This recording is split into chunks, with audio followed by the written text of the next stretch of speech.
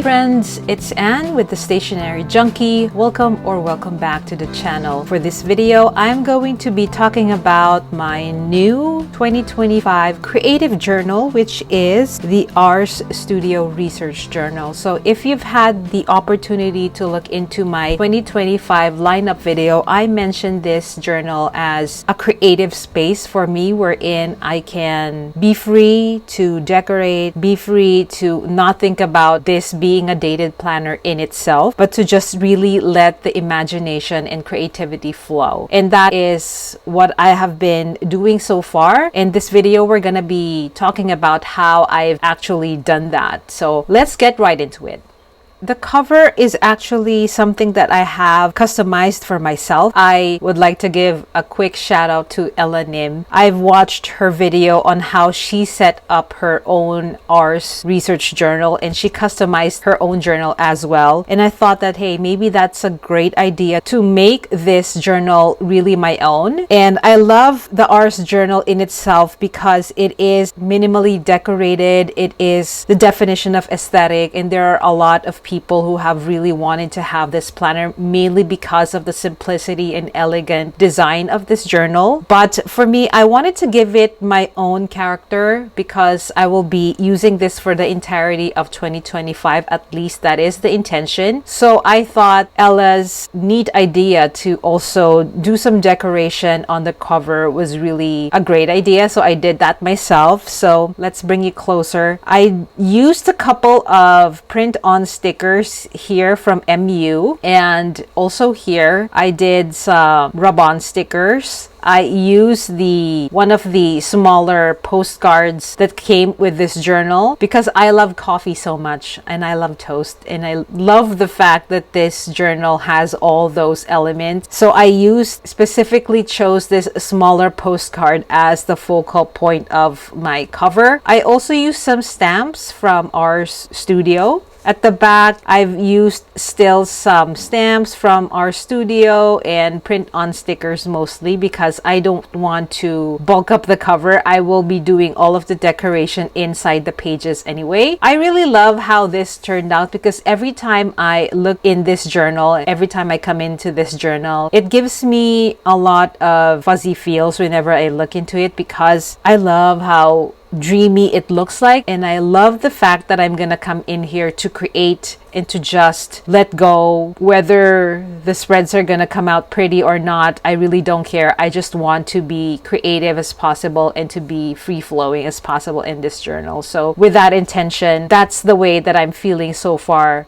I haven't done anything in this spread yet, but I feel like I will do something about it, especially also with this fly leaf and the cover page because they look a little bare for my liking. I have not really fleshed out a plan. How am I gonna decorate this part? But I do know for a fact that I will do something about it. Perhaps in the coming months when I do update videos of this journal, I will share what I eventually will do with this preliminary pages. Here at the calendar section in the monthly planner cover, I did some minimal decoration. I just put some washi at the top and bottom part of the calendar, and I think I mentioned in my lineup video that the main gripe that I have with this journal is the fact that the calendars are so tiny, and the fact that you can only see the dates, like the number of the date, really just the only thing that you can look at. The rest of the days of the month are so tiny. I'm wearing progressive lenses as it is, but they're so tiny. And I hope that the creators of this journal will think about maximizing the space for the calendars because I know that this is a dated planner and the purpose of a calendar is for you to reference back on those dates, right? Or to at least, for some people, they use it as a tracker, but this is pretty much unusable because they're so tiny. But nevertheless, I think they chose this font size for aesthetic reasons, but I hope that they can also think about the usability of these calendars for next year. But that's just my own personal gripe about this section.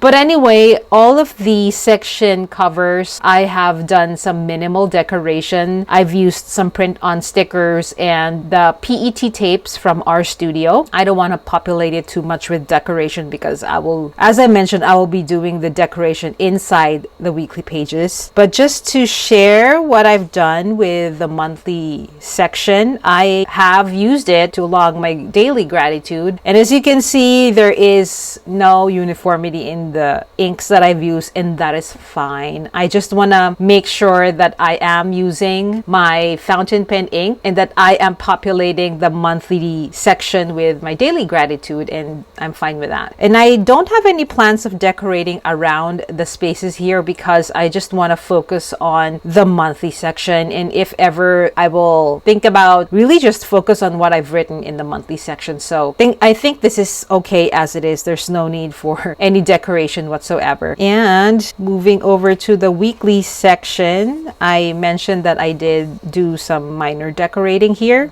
This is what my first week of January looked like. There's just a lot of things going on with this spread, but I know that I've seen other people use this journal, or at least the weekly section, that they think of a theme for the entire week and they decorate it within that theme. But on my part, I was testing the waters and to see how I'm gonna vibe with this kind of weekly layout. As I mentioned, I'm not using it as a planner. This is basically just a creative space, and this is how I have thought about using my supplies. Just really a mishmash of a lot of things, from print on stickers, PET tapes, stickers. I'm not seeing any washi tape, so I haven't used washi tapes here. I just played with my penmanship. As you can see, this is not my regular way of writing. Maybe when I am note-taking very fast, this is gonna be what my penmanship would look like. But other than that, I don't really write this way. I just wanted to check, or I want to try if this kind of thing will vibe with me. I'm happy with it. I don't have any misgivings about how I've decorated this part. In the succeeding weeks, I did kind of went with the theme thing stickers as well, and I've used another different kind of fountain pen ink to write in the weekly section, and I like it so far. I like looking at it and seeing how my design aesthetic has evolved, how I decorate things. I used to come from the junk journaling experience of using my journal, but when I began to really make use of planners, that decorating thing kind of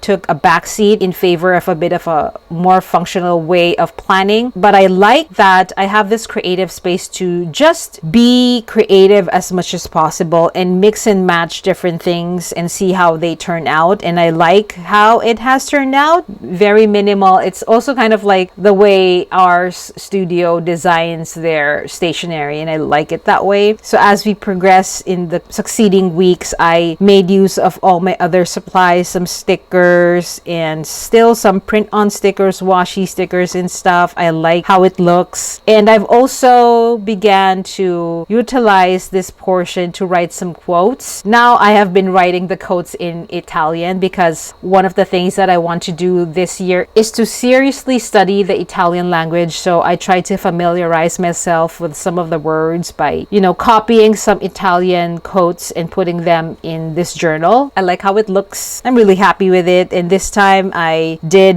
mixed print on stickers, some washi tape from Black Milk Studio, and also some stamps. So I like how this looks. And so far I like how my style evolves, or how I try to decorate things. What are the things that catch my attention? How do I layer stuff? How do I make use of the different kinds of journaling supplies that I have in these pages, and seeing them all come together? It's really a very therapeutic thing for me. Laying down stickers, writing stuff is super therapeutic. I'm not sure if you have that same feeling, but for me, that's the reason why I put together. For example, this is week 6, and we're not how free-flowing the intention in this journal is, so that I don't get pressured and abandon things very quickly. As I mentioned in my planner lineup, I do have 4 planners and journals. At the most, I can only keep up with 2 planners on a daily basis. So the fact that I come in here not really looking at the dates, it's really very freeing. And the fact that I can just come in here to decorate and just be creative, it's really therapeutic, as I mentioned. So I guess out of all of the spreads that I've done, this is my most favorite because it's there's a theme going on, and just used one kind of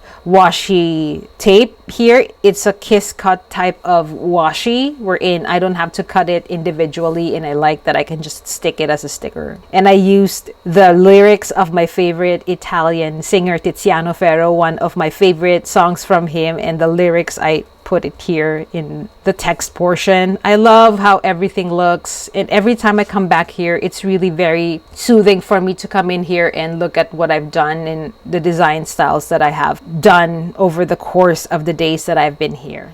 Now we're gonna head over to the free notes that I have not done much of. So again, I just did a quick deco of the cover. I have not done anything here in the recipe notes, but I did do something in the card folder. I've used 2 boxes so far, and this is really just a memory keeping practice of sorts, wherein here in Taipei, a lot of establishments have business cards that they give away to their customers in case they want to keep their contact information, their address, and stuff like that. For me, I keep them as keepsakes. I do have a junk journal that I just recently added to my lineup, but here I want to be more intentional. I did chronicle what I was doing in these establishments, what are some of the specific memories I've had here, and decorate them and write very short anecdotes about them, and even take note of the date, what I did there, who was I with. So for example, in this particular box, I talked about eating here at Zoka Pizzeria Cafeteria. This is my husband's workplace, and I love the fact that I can just come in there and have lunch, and I did talk about my experience being there. This one is an eye shop or an eyeglass store that I got my progressive lenses, so I talked about what I did there and did a bit of decoration. So that's pretty much what I did with this section, and I'm going to be I